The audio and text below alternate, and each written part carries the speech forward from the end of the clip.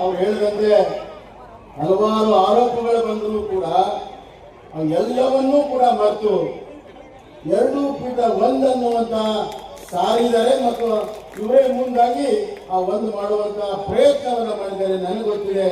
ಅವರಿಗೆ ನಾನು ಹೃದಯಪೂರ್ವಕವಾಗಿರುವಂತಹ ಅಭಿನಂದನೆಗಳನ್ನ ಧನ್ಯವಾದಗಳು ಹೇಳ್ತೇನೆ. ಒಂದಿದ್ದು 2 ಮಾಡೋದು ಬಹಳ ಸುಲಭ, 2 ಇದ್ದು 1 ಮಾಡೋದು ಬಹಳ ಕಷ್ಟ. ಹೃದಯಗಳು ಒಂದಾಗಬೇಕು, ಹೃದಯಗಳ ಬೆಸಿಗೆ ಆಗಬೇಕು. ಅಂತ ಕೆಲಸವನ್ನ ಪರಮ ಪೂಜ್ಯರು ಇವತ್ತು ಮಾಡ್ತಾ ಇದ್ದಾರೆ.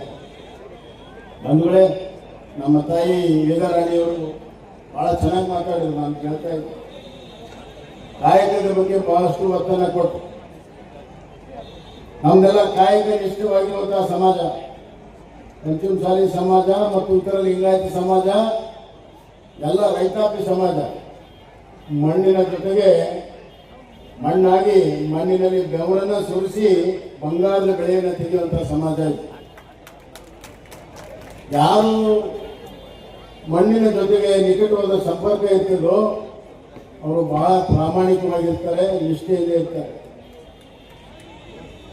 ಬೆಟ್ಟದ ಮೇಲೆ ಇರುವರು ಬಹಳ ಕಷ್ಟ ಕೆಲಸವನ್ನು ಮಾಡುವಂತ ಜನಗಳು ಇರ್ತಾರೆ. ಸಮುದ್ರದ ತಟ್ಟದಲ್ಲಿ ಇರುವಂತಹ ಜನ ಬಹಳ ಸಾಹಸಿಗಳಿರ್ತಾರೆ. ಆದರೆ ಮಣ್ಣಿನ ಜೊತೆಗಿರುವಂಥವರು ಬಹಳ ತಾಳ್ಮೆ, ಬಹಳ ಪ್ರಾಮಾಣಿಕತೆ, ಶ್ರಮ ಅಂತ ಜನ.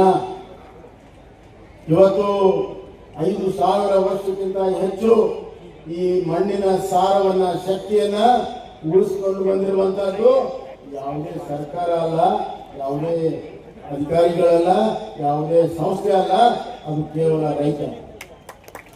ನೀವು ಹರಗಿ ಬಿತ್ತಿ ನೀವು ಆ ಮಣ್ಣಲ್ಲಿ ಮಣ್ಣಾಗದಿದ್ದರೆ ಈ ಮಣ್ಣಿನ ಸಾರ ಉಳಿಯುತ್ತದೆ. ಕೆಳಗಿದ್ದ ಮಣ್ಣು ಮೇಲೆ ಬರಬೇಕು, ಮೇಲೆ ಬಂದಿದ್ದ ಮಣ್ಣು ಕೆಳಗಡೆ ಹೋಗಬೇಕು. ಅಂದಾಗ ಮಾತ್ರ ಮಣ್ಣಿನ ಶಕ್ತಿ ಉಳಿತದೆ. ಆ ಕೆಲಸ ರೈತಾಪಿ ವರ್ಗದವ್ರು ಮಾಡ್ತಾ ಇದ್ದಾರೆ. ಕಾಯಕ ನಿಷ್ಠೆ ಸಮಾಜ. ಆದ್ರೆ ಇವತ್ತೇನಾಗಿದೆ, ಯಾರಿಗೆ ನಿದ್ದೆ ಬರೋದಿಲ್ಲ ಅವತ್ತು ಹಾಸಿಗೆ ಇದೆ, ಯಾರಿಗೆ ರಾತ್ರಿ ನಿದ್ದೆ ಬರೋದಿಲ್ಲ ಅವತ್ತು ಹಾಸಿಗೆ ಇದೆ, ಯಾರಿಗೆ ನಿದ್ದೆ ಬರ್ತದೆ ಅವತ್ತು ಹಾಸಿಗೆ ಇಲ್ಲ. ಇವತ್ತು ನಿದ್ದೆ ಬರೆದವನು ಹಾಸಿಗೆಯಲ್ಲಿ ಹೋದ ತಕ್ಷಣ ನಿದ್ದೆ ಬರಬೇಕಂದ್ರೆ ಅವನು ಕಠಿಣ ಪರಿಶ್ರಮ ಮಾಡಬೇಕು. ಮೈ ಮುರಿದು ದುಡಿದ್ರೆ ಅವನಿಗೂ ನಿದ್ದೆ ಬರ್ತದೆ. ಅದೇ ರೀತಿ ಮೈ ಮುರಿದು ದುಡಿದವನಿಗೆ ಅವನಿಗೆ ಆರ್ಥಿಕವಾದ ಬಲ ಬಂದ್ರೆ ಅವನಿಗೂ ಕೂಡ ಹಾಸಿಗೆ ಸಿಗ್ತದೆ. ಅದು ಎರಡಕ್ಕೂ ಏನು ಅಂದ್ರೆ ಶ್ರಮ ಪಡಬೇಕು. ಹಾಸಿಗೆ ಕೂಡಕ್ಕೂ ಶ್ರಮ ಪಡಬೇಕು, ನಿದ್ದೆ ಬರೋಕ್ಕೂ ಶ್ರಮ ಪಡಬೇಕು. ಹಾಸಿಗೆ ಒಂದೇ ಇದ್ರೆ ಸಾಲ. ಆ ಶ್ರಮದ ಫಲದಿಂದನೇ ಈ ಸಮಾಜವನ್ನು ಕಟ್ಟಕ್ಕೆ ಸಾಧ್ಯ, ಮತ್ತೆ ಅದರಲ್ಲೂ ಇಲ್ಲ. ಆದ್ರಿಂದ ಕಾಯಕವೇ ಕೈಲಾಸ ಅಂತ ಹೇಳಿದ್ದಾರೆ. ಅದರಲ್ಲಿ ನಮ್ಮ ವಿಶ್ವಾಸವನ್ನಿಟ್ಟು ಪ್ರಾಮಾಣಿಕವಾಗಿ ನಾವು ಕೆಲಸವನ್ನು ಮಾಡಬೇಕಾಗ್ತದೆ. ಎಲ್ಲ ರಂಗದಲ್ಲೂ ಮುಂದೆ ಬರಬೇಕು. ಎಲ್ಲರೂ ಕೃಷಿಯಲ್ಲಿ ಇರಕ್ಕೆ ಸಾಧ್ಯ ಇಲ್ಲ. ಭೂಮಿ ಎಷ್ಟಿದೆ ಅಷ್ಟೇ ಇದೆ. ಅದರ ಅವಲಂಬಿತವಾದ ಜನ ಜಾಸ್ತಿ ಆಗಿದ್ದಾರೆ. ಒಂದು ಮಂತಾಂದಲ್ಲಿ 20 ಎಕರೆ, ಇಬ್ಬರು ಅಂತಂದ್ರೆ 10 ಎಕರೆ ಬರ್ತಿತ್ತು. ಈಗ ಅವ್ರ ಮಕ್ಕಳು ಮೊಮ್ಮಕ್ಕಳಾಗಿದ್ದಾರೆ. ಒಬ್ಬೊಬ್ಬರಿಗೆ 1 ಎಕರೆ ಅಥವಾ 2 ಎಕರೆ ಬರ್ತದೆ. ಭೂಮಿ ಎಷ್ಟಿದೆ ಅಷ್ಟೇ ಇದೆ. ಜನಸಂಖ್ಯೆ ಅದರ ಮೇಲೆ ಅವಲಂಬಿತ ಜಾಸ್ತಿ ಆಗಿದೆ. ಅದರಿಂದ ನಾವು ವಿದ್ಯೆಯನ್ನು ಕಲಿತು ಬೇರೆ ಬೇರೆ ವೃತ್ತಿಯಲ್ಲಿ ನಾವು ಮುಂದೆ ಹೋಗಬೇಕಾಗ್ತದೆ. ಆ ನಿಟ್ಟಿನಲ್ಲಿ ಸಮಾಜವನ್ನು ಶ್ರೀಮಠ ಮಾರ್ಗದರ್ಶನ ಮಾಡಬೇಕು. ವಿದ್ಯಾರ್ಥಿಗಳಿಗೆ ಹೆಚ್ಚಿನ ಪ್ರಾಶಸ್ತ್ಯ ಕೊಡಬೇಕು. ಅವರಿಗೆ ವಸತಿ ಗೃಹದಿಂದ ಹಿಡಿದು ಎಲ್ಲ ವ್ಯವಸ್ಥೆಗಳನ್ನು ಬೇರೆ ಬೇರೆ ಊರುಗಳಲ್ಲಿ ಮಾಡುವಂತಹ ಕೆಲಸ. ಎಲ್ಲೆಲ್ಲಿ ಜನಸಂಖ್ಯೆ ಇದೆ, ಎಲ್ಲೆಲ್ಲಿ ಅವಶ್ಯಕತೆ ಇದೆ, ಎಲ್ಲೆಲ್ಲಿ ವಿದ್ಯಾರ್ಥಿಗಳು ಮುಂದೆ ಬರ್ತಾರೆ, ಅಲ್ಲೆಲ್ಲ ಕಡೆ ವಿದ್ಯಾರ್ಥಿಯ ನಿಲಯಗಳನ್ನು ಮಾಡಿ ಸಮಾಜದ ಮಕ್ಕಳು ಅವ್ರ ಹತ್ರ ದುಡ್ಡಿಲ್ಲ, ಜ್ಞಾನ ಇದೆ, ವಿದ್ಯೆ ಇದೆ ಅಂತಂದ್ರೆ ಅವ್ರಿಗೆ ಅವಕಾಶವನ್ನು ಮಾಡಿಕೊಡ್ಬೇಕು. ಇಲ್ಲದ್ರೆ ಬಹಳ ದೊಡ್ಡ ಅನ್ಯಾಯ ಆಗುತ್ತೆ, ಭವಿಷ್ಯಕ್ಕೆ ಅನ್ಯಾಯ ಆಗುತ್ತೆ. ಬಂಧುಗಳೇ, ಈ ಜೀವನದಲ್ಲಿ 2 ಬಹಳ ಮುಖ್ಯ, ಜ್ಞಾನ, ಧ್ಯಾನ. 2 ನಮ್ಮ ವಚನ ಗುರುಗಳು. ಧ್ಯಾನನೂ ಇದೆ ಅವ್ರ ಹತ್ರ, ಜ್ಞಾನನೂ ಇದೆ. ಮೇಲೆ ಡಾಕ್ಟರ್ ಜಗದ್ಗುರುಗಳು, ಸಿರಿಗಿರಿ ಡಾಕ್ಟರ್ ಜಗದ್ಗುರುಗಳ ಮಾರ್ಗದರ್ಶನವೂ ಕೂಡ ಇದೆ. ವಾಲ್ಮೀಕಿ ಪರಮ ಪೂಜ್ಯರ ಒಂದು ಸ್ನೇಹವು ಕೂಡ ಇದೆ. ಹೀಗಾಗಿ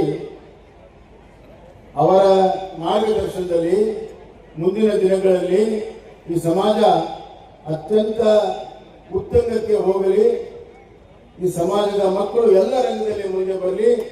ಹೆಂಗೆ ನಮಗೆ ಭವಿಷ್ಯದಲ್ಲಿ ವೀರರಾಣಿ ಕಿತ್ತೂರು ಚೆನ್ನಮ್ಮ ಇದ್ದಾಳೆ, ಅಕ್ಕ ಮಹಾದೇವಿ ಇದ್ದಾಳೆ, ಅದೇ ರೀತಿ ಭವಿಷ್ಯದಲ್ಲಿ ನಮಗೆ ನಮ್ಮ ವೀರರಾಣಿ ಕಿತ್ತೂರು ಚೆನ್ನಮ್ಮ ಮತ್ತು ಅಕ್ಕ ಮಹಾದೇವಿ ಈ ಸಮಾಜದಲ್ಲಿ ಹುಟ್ಟಿ ಭವಿಷ್ಯದಲ್ಲಿ ಮಿಂಚಬೇಕು ಅನ್ನುವಂಥ ಒಂದು ಆಸೆಯನ್ನು ವ್ಯಕ್ತಪಡಿಸಿ ಮತ್ತೊಮ್ಮೆ ಹರಜಾತ್ರೆಗೆ ತಾವೆಲ್ಲ ಬಂದು ಯಶಸ್ವಿಯನ್ನು ಮಾಡಿದಿರಿ.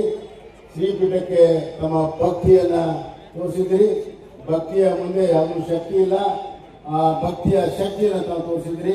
ನಿಮಗೆ ಹೃದಯಪೂರ್ವಕವಾದ ಧನ್ಯವಾದಗಳನ್ನು ಹೇಳಿ ಎಲ್ಲ ಪರಪೂಜೆ ವಂದಿಸಿ ನನ್ನ ಮಾತನ್ನು ಮುಗಿಸ್ತೇನೆ. ಧನ್ಯವಾದ.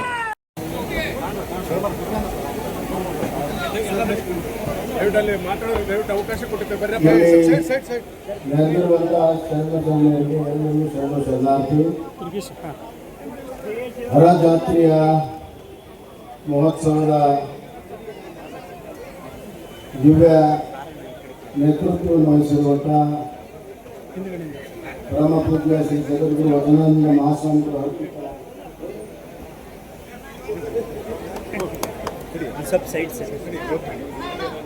ಜಗದ್ಗುರು ವಚನಾನಂದ ಮಹಾಸ್ವಾಮಿಗಳು ಅವರ ಪಾದಗಳನ್ನು ನಮಸ್ಕರಿಸಿ ದಿವ್ಯ ಸಾನ್ನಿಧ್ಯ ವಹಿಸಿರುವಂಥ ಪರಮ ಪೂಜ್ಯರು ಅತ್ಯಂತ ಆದರ್ಶವಾಗಿರುವಂಥ ಬದುಕನ್ನು ನಮಗೆ ಮಾರ್ಗದರ್ಶನ ಮಾಡುತ್ತಿರುವಂಥ ಡಾಕ್ಟರ್ ಶಿವಮೂರ್ತಿ ಶಿವಾಚಾರ್ಯ ಮಹಾಸ್ವಾಮಿಗಳು ತರಳುಬಾಳು ಮಠ ಅವರ ಪಾದಗಳನ್ನು ನಮಸ್ಕರಿಸಿ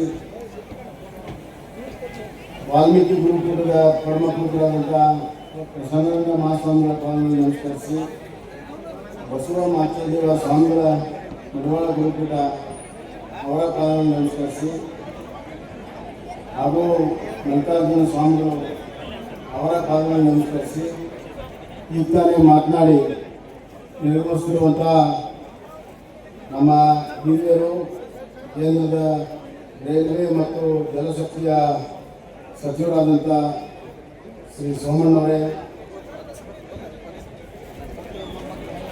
ಇಲ್ಲಿ ನೋಡ್ರಿ ಎಲ್ಲ ಸ್ವಲ್ಪ ಸಾಯ್ಬರಿ ಎಲ್ಲ ಕುತ್ಕೊಳ್ರಿ. ರಾಜ್ಯದ ಒಬ್ಬ ನಿಕಟಪೂರ್ವ ಮುಖ್ಯಮಂತ್ರಿಗಳು ನಮ್ಮ ಸಭಾಪತಿಯವರೇ, ರಾಜ್ಯ ಅಧ್ಯಕ್ಷರಾದಂಥ ಆತ್ಮೀಯ ಸ್ನೇಹಿತರಾದಂಥ AK-47 ಪ್ರಖ್ಯಾತಿಯಾಗಿರುವಂಥ ಆತ್ಮೀಯರಾದಂಥ ಸೋಮನಗೌಡ ಮಾಲಿಪಾಟೀಲ್ರೇ ಹಾಗೂ ಶಾಸಕ ಮಿತ್ರರಾದಂಥ ಬಸವರಾಜ ಶಿವಣ್ಣವರೇ, ಮಾನೆ ಅವರೇ, ಪ್ರಕಾಶ್ ಕೋಳಾಡ್ ಅವರೇ, ಯಾಸಿರ್ ಖಾನ್ ಪಠಾಣ್ ಅವರೇ, ರಾಜ್ಯಸಭಾ ಸದಸ್ಯರಾದಂಥ ಯರಣ ಕಡಾಡಿ ಅವರೇ, ಇನ್ನೊಬ್ಬ ಆತ್ಮೀಯ ಸಹೋದರರು MLC ಆದಂಥ ಸೋಮಣ್ಣ ಬೇನ್ಮರ್ದವರೇ, ಮಾಜಿ ಸಚಿವರು ನನ್ನ ಆತ್ಮೀಯರಾದ ರೇಣುಕಾಚಾರ್ಯ ಅವರೇ, ಬಂಗಾರ ಹನುಮಂತ ಅವರೇ, ಮೋಹನ್ ಲಿಂಬಿಕಾ ಅವರೇ, ಹಿರಿಯರಾದಂಥ ಬಸವರಾಜ್ ದಿಂಡೂರ್ ಅವರೇ, ಹರಜಾತ್ರೆಯ ಅಧ್ಯಕ್ಷರಾದಂಥ ಬಸವರಾಜ್ ಗುರಾಪುರ ಅವರೇ, ಚಂದ್ರಶೇಖರ್ ಪೂಜಾರ್ ಅವರೇ, ಅರುಣ್ ಕುಮಾರ್ ಅವರೇ, ಕೃಪಣ್ಣ ಬೆಳ್ಳಾರಿ ಅವರೇ ಹಾಗೂ ಈಗ ಕಿತ್ತೂರು ಚೆನ್ನಮ್ಮ ಪ್ರಶಸ್ತಿ ಭಾಜನರಾದಂಥ ಸಹೋದರಿ ವೇದರಾಣಿ ದಾಸ್ನೂರ್ ಅವರೇ, ನನ್ನ ಆತ್ಮೀಯ ಸಹೋದರಾದಂಥ ಮಹಿಮಾ ಪಟೇಲ್ರವರೇ, ತೇಜಸ್ವಿ ಪಟೇಲ್ರೇ, ವೇದಿಕೆ ಮೇಲಿರುವಂಥ ಎಲ್ಲ ಗಣ್ಯಮಾನ್ಯರೇ, ಇಲ್ಲಿ ನೆರೆದಿರುವಂಥ ಹಿರಿಯರೇ, ಅಣ್ಣ ತಮ್ಮಂದಿರೇ, ಅಕ್ಕ ತಂಗಿಯರೇ, ಮಾಧ್ಯಮದ ಸ್ನೇಹಿತರೆ,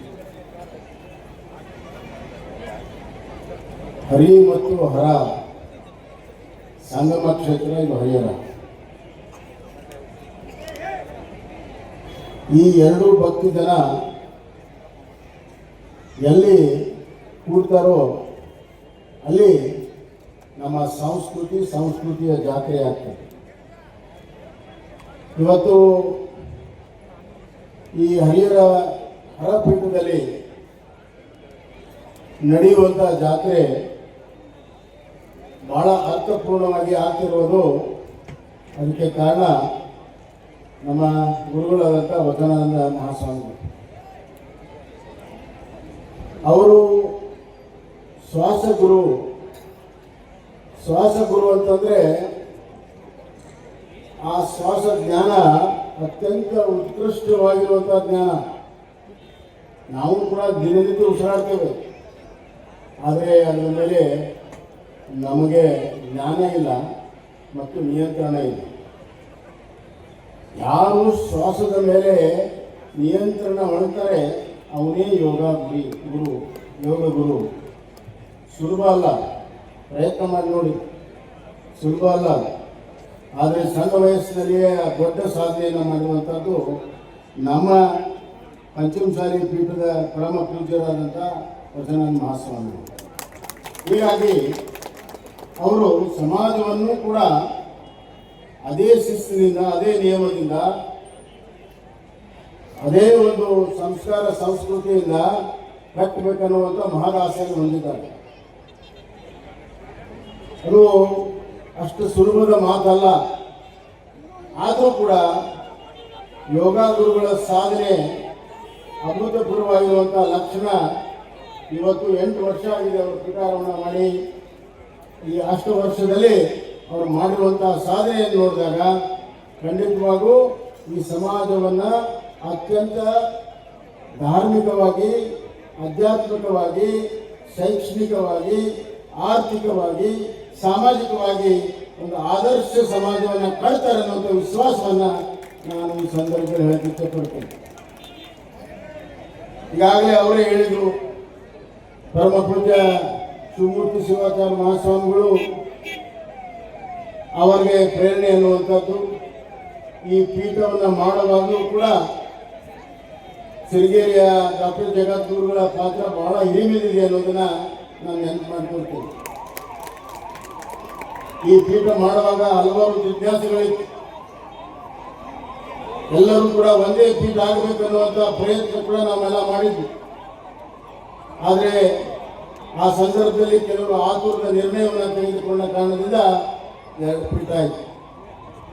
2 ಪೀಠ ಆಗಿ ಇಷ್ಟು ವರ್ಷ ಆದಮೇಲೆ 2007ರಿಂದ ನಡೆದು ಬಂದ ದಾರಿಯಲ್ಲಿ ಹಲವಾರು ಸವಾಲುಗಳನ್ನು ನಾವೆಲ್ಲರೂ ಸೇರಿ ಎದುರಿಸಿದ್ದೇವೆ. ಸಮಾಜ ಒಂದು ಮುಷ್ಟಿ ಇದ್ದಾಗ ಅದಕ್ಕೊಂದು ಶಕ್ತಿ ಇರ್ತದೆ. ಆ ಮುಷ್ಟಿ ಮಾಡುವಂತಹ ಪ್ರಯತ್ನ ನಿರಂತರವಾಗಿ ನಡೀತಾ ಇದೆ. ನನಗೇನು ಬಹಳ ಸಂತೋಷ ಆಗಿರುವಂಥದ್ದು ಏನು ಅಂದರೆ, ನಮ್ಮ ವಚನಾನಂದ ಮಹಾಸ್ವಾಮಿಗಳ ನಿರ್ಣಯ ಎಷ್ಟೇ ಮಧ್ಯದಲ್ಲಿ ಭೇದ ಭಾವಗಳನ್ನು ಹುಟ್ಟಾಕುವಂಥ ಪ್ರಯತ್ನ, ಪ್ರಸಂಗಗಳು, ಸನ್ನಿವೇಶಗಳು ಬಂದರೂ ಕೂಡ ಅವರ ಮೇಲೆ ಸ್ವಂತ ಅವ್ರು ಹೇಳಿದ ಹೆಚ್ಚಿನ ವಿಡಿಯೋಗಳಿಗೆ ಪ್ರತಿಧ್ವನಿ ಯೂಟ್ಯೂಬ್ ಚಾನೆಲ್ ಸಬ್ಸ್ಕ್ರೈಬ್ ಮಾಡಿ, ಬೆಲ್ ಐಕಾನ್ ಕ್ಲಿಕ್ ಮಾಡಿ.